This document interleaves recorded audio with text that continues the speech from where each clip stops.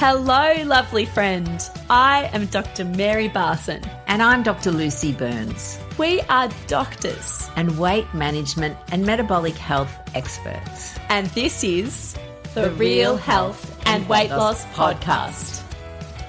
Good morning, my lovely friend. How are you today? It's Dr. Lucy here as I sip drinking my very lovely warm coffee on this rather frosty Melbourne morning. I have a most spectacular guest with me today, and I already know that you guys are going to love this episode because we get questions all the time about sleep. So I often think there's like two camps, the sleepers and the non-sleepers. So the sleepers don't care that much about sleep. They take it for granted. The non-sleepers spend a whole lot of their waking hours thinking about their sleep. So I thought we would get an expert to come and talk to us. So I have with me Dr. Barton Jennings. He's a sleep physician based in Melbourne and a proponent of the low-carb lifestyle. Barton, welcome to the podcast. Thanks, Lucy. Thanks very much for having me. You are welcome. I can't wait to get into this episode because, as I said, we do get zillions of questions about sleep, as I'm sure you do, being a sleep guru. But one of the things I thought we'd start with is, why is sleep important? Like, lots of people think that, there's all of those, I think, kind of the Kevin Rudds of the world who get by on 4 hours of sleep and somehow that's to be sort of applauded. But I thought we'd go back to basics and talk about, what is so good about sleep? Well, I think it's a good way to start. And firstly, I think those people who puff their chest out and tell you that they can get by on 4 hours sleep is probably not true. Yeah. and I think that's interesting, though, because I think for some time getting by with a lack of sleep has been like, a sign of toughness and a sign of like, I can get more done and I can be more efficient if I sacrifice some sleep for doing other things. And maybe that would give me more time in the day. But I actually think that it's not true. People actually get more done and are more productive when they sleep well. And certainly more and more research and evidence is coming out to show us the importance of sleep and that sleep deprivation actually has serious health consequences. Interestingly, in Melbourne, we've just come out of daylight saving, but that's an interesting time for sleep because when we go into daylight saving, and so we lose an hour's sleep, there is a reproducible increase in the incidence of death, myocardial infarction, depression, and suicide. And the reverse occurs now because we gain an hour's sleep. And that's interesting, and it just shows you the importance of sleep, and that little change can have a significant impact. But certainly sleep deprivation can increase all sorts of disease. It increases our mortality, and improved sleep has significant health benefits. So if we're talking deprivation, what sort of deprivation are we talking about? Because I think probably some people would think that sleep deprivation is, only getting 3 hours for the night. But what are you actually meaning with that phrase? So we think that in general, everybody needs a different amount of sleep and it's individual for the person. In general, most people need between 7 and 9 hours sleep. And the best way to know how much sleep you need is probably to determine how much sleep you need to get through the day without sleepiness. And it's also important to have sort of regular sleep. And so having, 9 hours one night and then 4 hours the next is also not good for you. So any degree of sort of chronic sleep deprivation that's leaving you sleepy during the day is probably not good for you. So it's hard to know the exact definition of sleep deprivation, but in general, we need between 7 and 9 hours sleep per night. Yeah, right. And if we don't get that, what happens to us? What happens to us with our hormones or our biochemistry or things like that? The main thing is how you feel.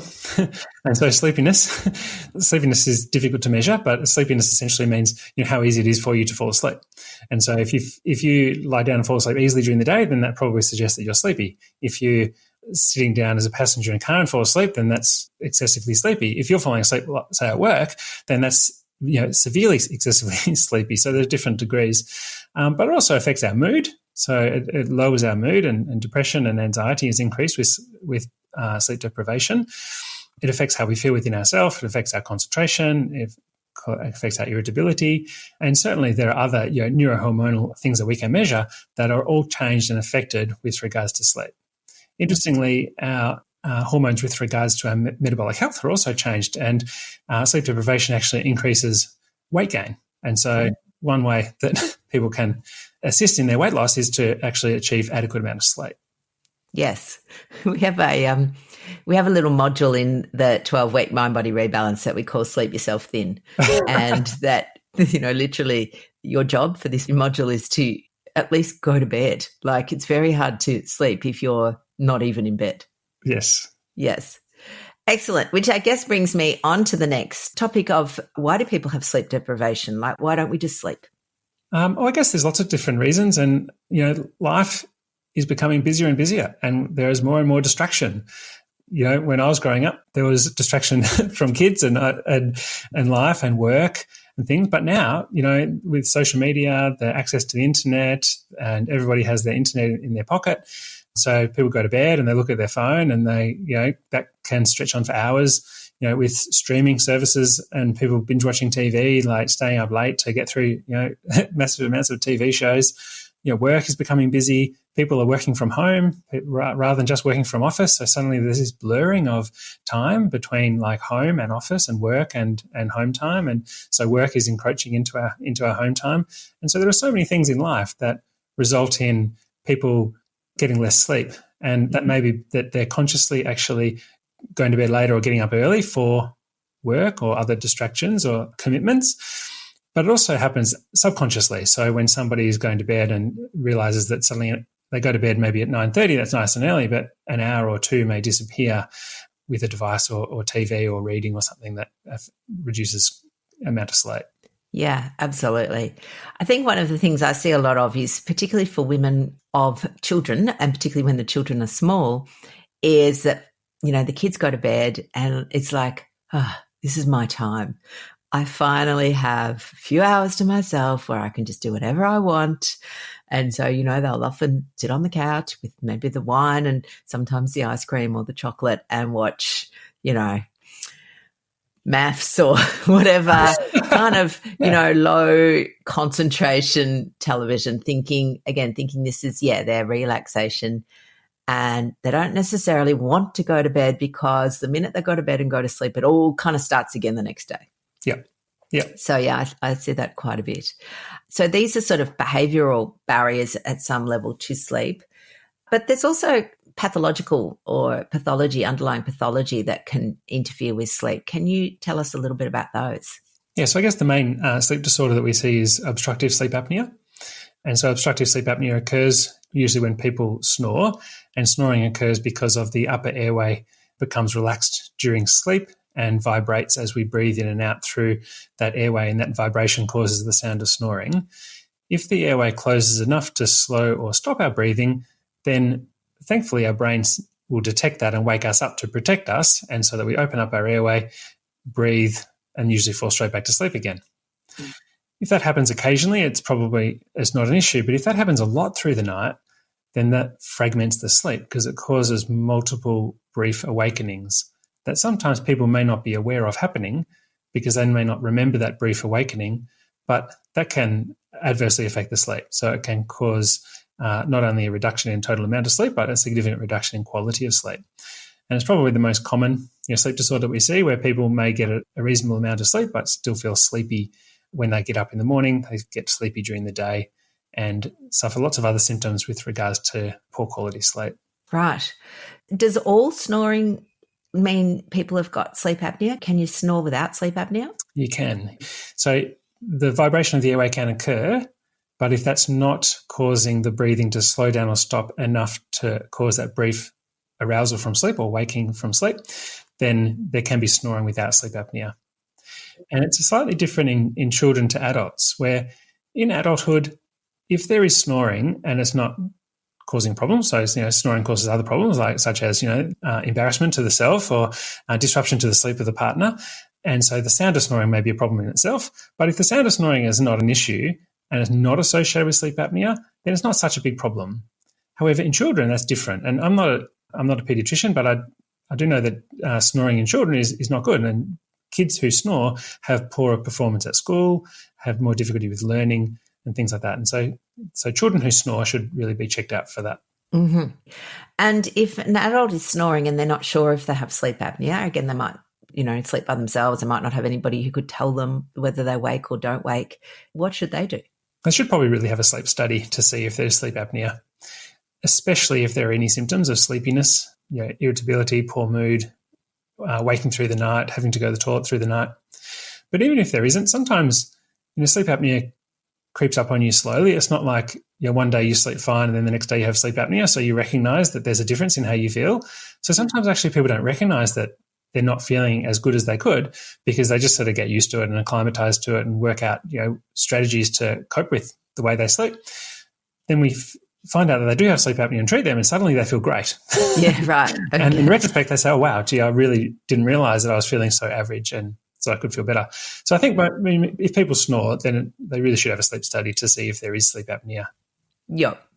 And this is just a question for my own curiosity. The difference between a sleep study that people do at home and one where they go into a sleep, into a hospital. Lab. Yeah, lab. Thank you. That's the word I was looking for.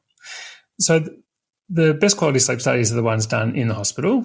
They monitor more things and they have people there to keep an eye on things so that if a lead or a monitor falls off, they can replace it.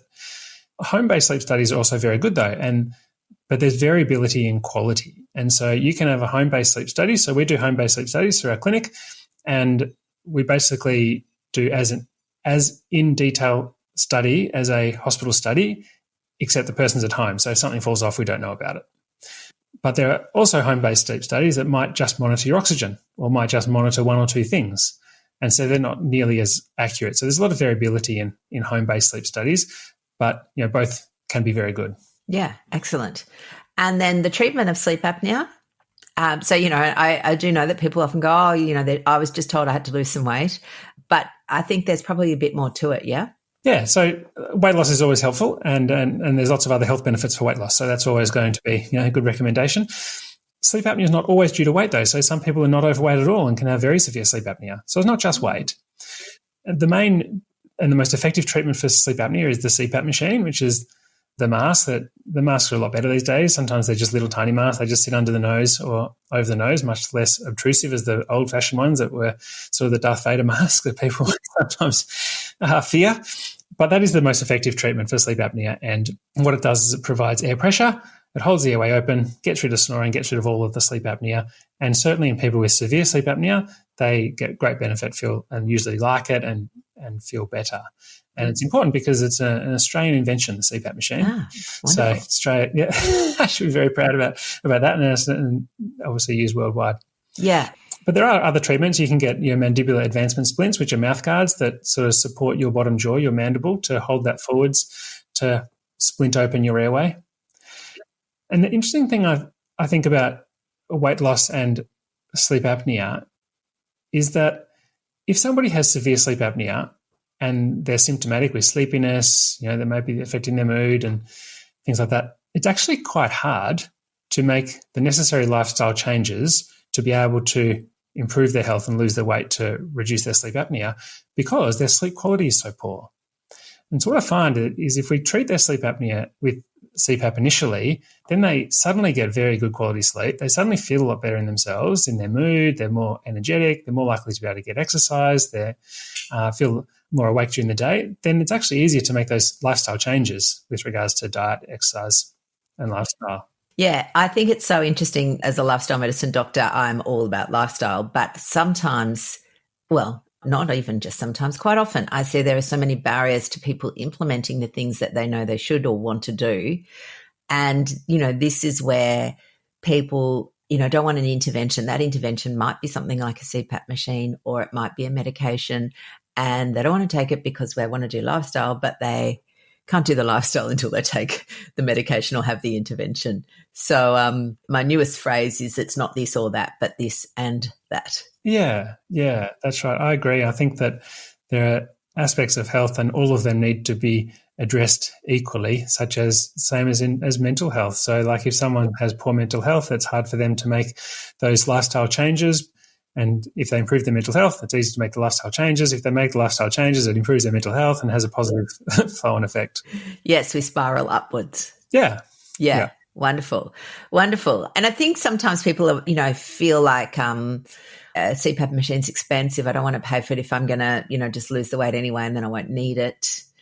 But I just think, like you were saying, that actually the chances of, like, if you don't need it anymore, well, yay. But, so it's a good investment to get to the point where you don't, you may not need it later on. That's right, yeah. And not everybody with sleep apnea needs a CPAP machine, and certainly some people with sleep apnea, their sleep apnea is not as severe, and weight loss alone, can be very effective. Yeah, absolutely.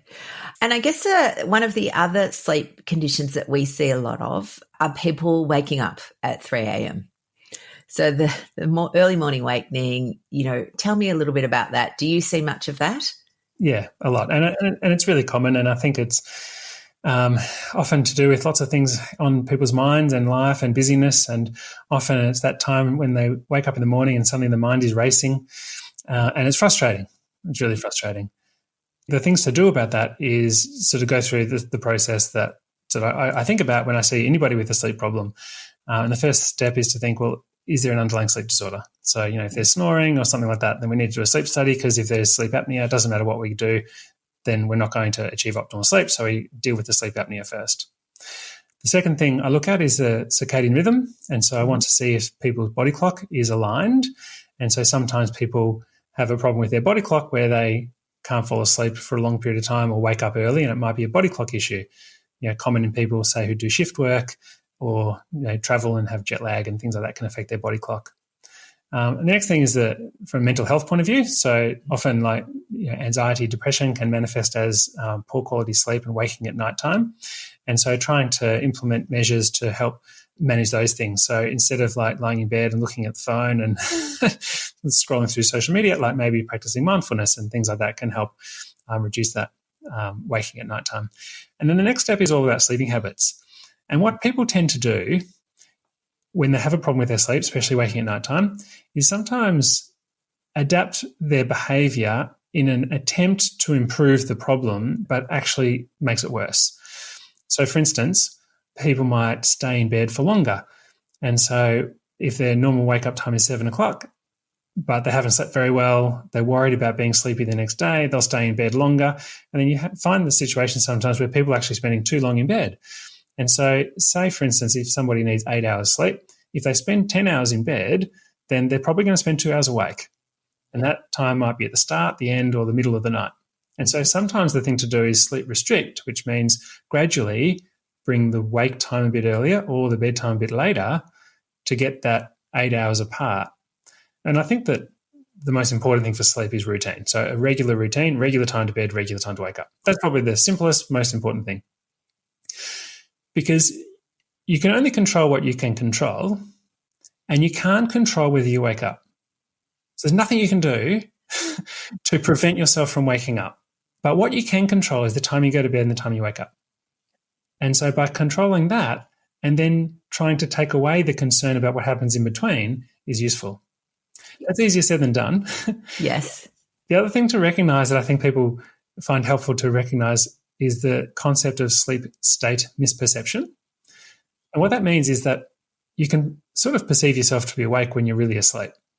And it happens kind of because time awake goes slowly and time asleep goes quickly. And so somebody might say that they lied awake last night for 5 hours. But then if that was during a sleep study, we could say, well, actually, you're actually really only awake for half an hour. During that time that you felt that you were awake, you've actually gone into a deep, good quality sleep, including REM sleep, and woken up. So people can drift into sleep and out of sleep and not recognize that there's been sleep, because that time of sleep, which may be an hour or 2 hours or 3 hours, goes really quickly. But they perceive that time awake to be longer. And I think recognizing that's helpful, because I think it's useful to tell people, if you wake up, it's okay. Just rest, lie there, do whatever it takes just to take your mind off, the things that race on your mind. And so for me, it's often listen to a podcast or listen to something on the radio or listen to some music. And sometimes that's just enough just to take your mind off things, and it just allows you to drift back to sleep. Sometimes I'll drift straight back to sleep. Sometimes I'll lie there for half an hour, listening to podcasts. And sometimes I'll lie there for a couple of hours and I'll put podcasts on, and I'll realize in the morning, you know what, I actually don't really remember much of what I heard. And so, you do drift in and out of sleep. And so just lying there resting is really beneficial. Yes. Yeah, I think it's interesting. People get very distressed when they're awake in the night. And we use this phrase quite a lot for many situations where we call it lose twice. So the lose twice concept is where, okay, maybe the first loss is that your sleep's disrupted, so you're awake. But then the second loss is all the anxiety and the worry around that. And that's the bit that you can, as you said, control. You can't control that you've woken up, but you can control how you react to it.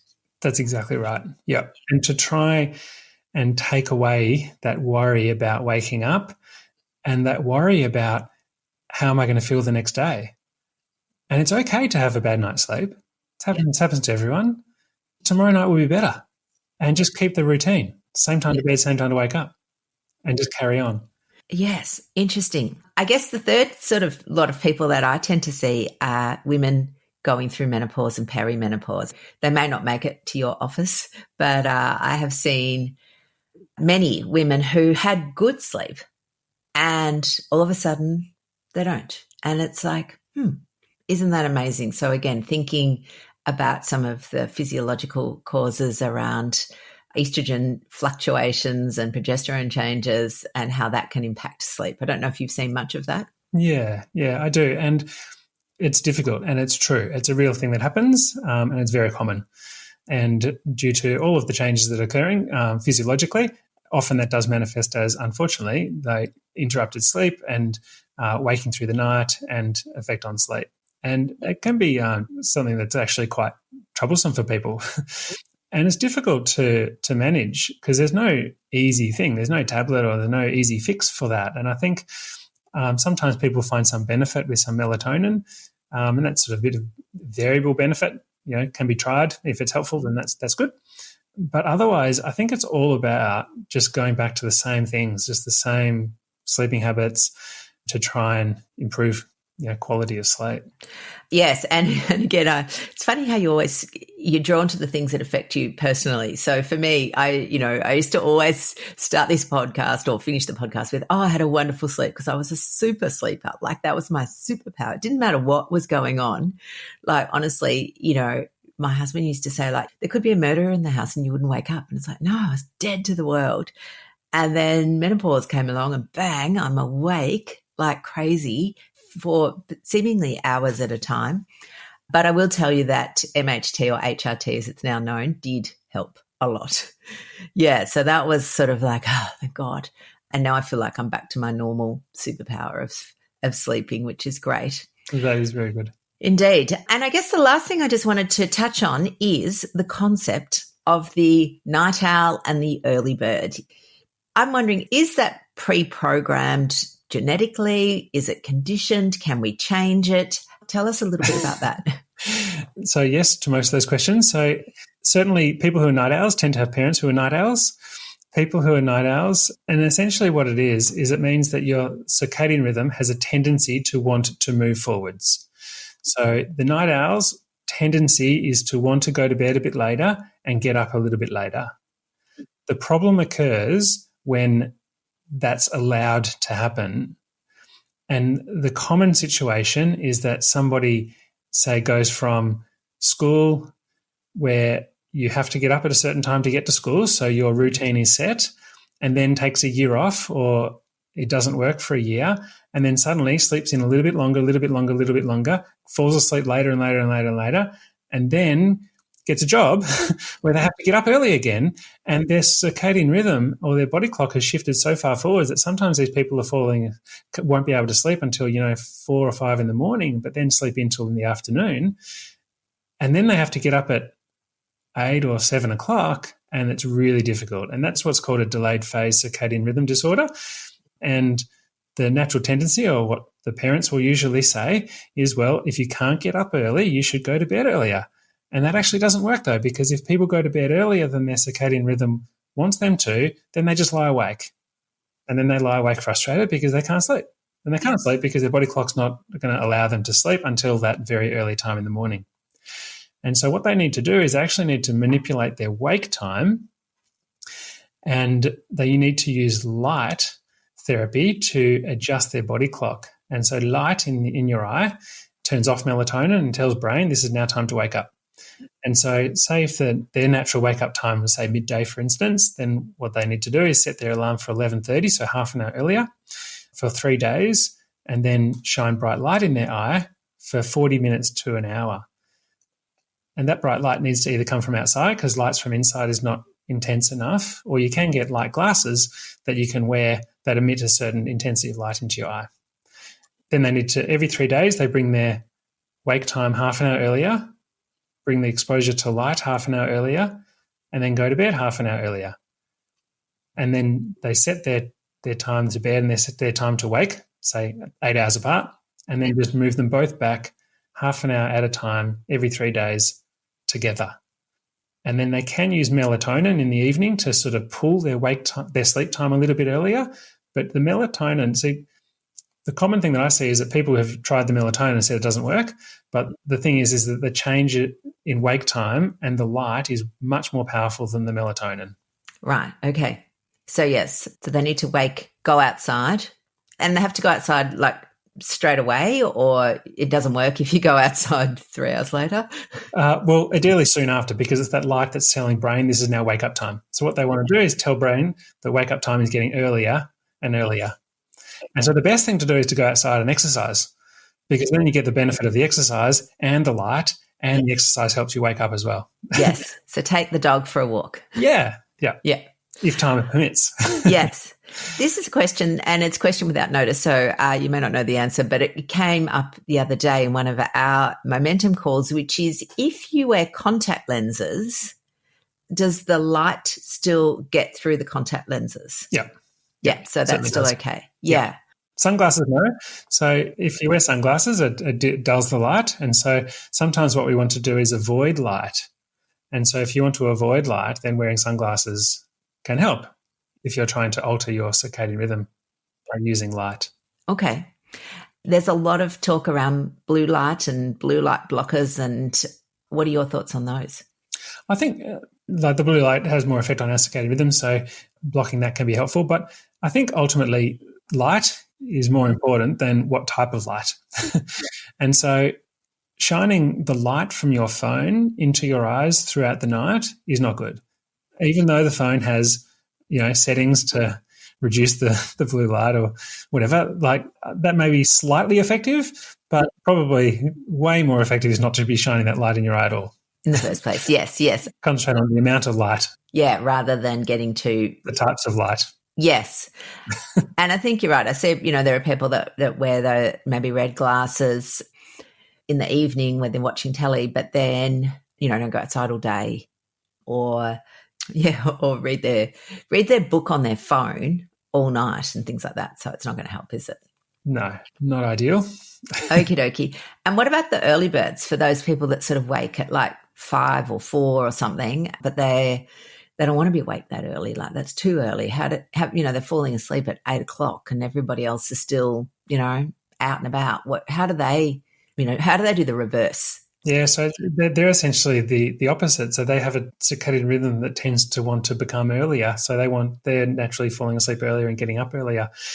And I guess the first thing is, well, if they're happy to go to sleep early and get up early, then there's no need to change it. Same as the delayed phase. So if they're happy to wake up at that time, there's no need to change it. But if sometimes it affects your life and what you need to do.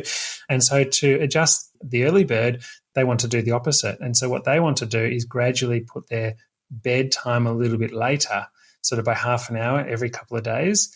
And to assist with that, they can increase the light exposure in the evening, or get some exercise in the evening to help push their bedtime a little bit later. And so they want to manipulate their bedtime half an hour later every 2 or 3 days, and then their wake time will flow on. One of the difficulties with adjusting circadian rhythm, though, is that when you adjust, say you're adjusting your bedtime, pushing it a bit later, or you're adjusting your wake time, pushing it a bit earlier, there's always a lag. So it's not like you bring it earlier and then suddenly the next night you fall asleep half an hour earlier. There's a lag. So you set your bedtime and you have to realize that, you may not fall asleep for that half an hour, or when you first push your bedtime later for the early bird, they're not going to suddenly wake up half an hour later. There's going to be a lag. But the key is to stick with the program, stick with the change, and with time it will improve. But during that lag period, you essentially create a situation of slight sleep deprivation. And that's okay, but it may lead to some sleepiness, but it does make it a bit hard to make those changes. But the key is just to stick with it. And with time, not a day, a week, but maybe like a month or two, with time, it will fall into sync and the sleep will improve and consolidate and become better quality and start to feel the benefit. Yeah. Yeah, I think it's always hard when you make a lifestyle change of any sort and, there's an initial bit of pain before you get your gain. And it's like, ugh. So, yes, I thank you. I think that's a really good point to remember that, you do need to just keep persisting because initially your brain will want to go, this isn't working. I don't want to do this. That's right. Yeah. Awesome. Barton, you have been a wealth of information, and I think that the non-sleepers amongst us are rejoicing with some of your information because it will be helpful to them. If people wanted to connect with you or come and see you perhaps, where do they find you? Physically, we're located in Bentley, in Melbourne, at Bentley Specialist Centre. Our practice is called Lung and Sleep. So our website is lungandsleep.com.au. That's probably the best way. Otherwise, also on LinkedIn. Yep.